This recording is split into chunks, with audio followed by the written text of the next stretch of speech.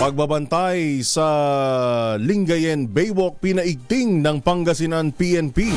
Detalye mula kay RH38 Freddy Fajardo. Freddy.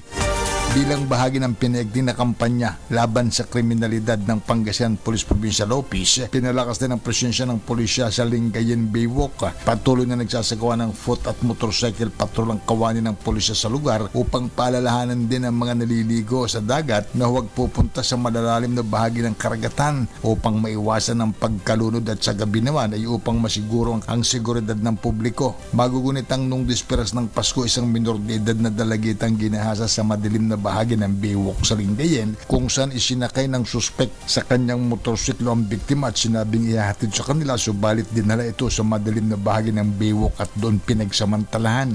Nananawagan si Pangasinan Provincial Director Colonel Rolifer Capocyan sa mga mamamayan na makipagtulungan sa mga otoridad at agarang i-report sa kanilang himpilan ng anumang kahinahinang aktibidad para sa mabilis na aksyon.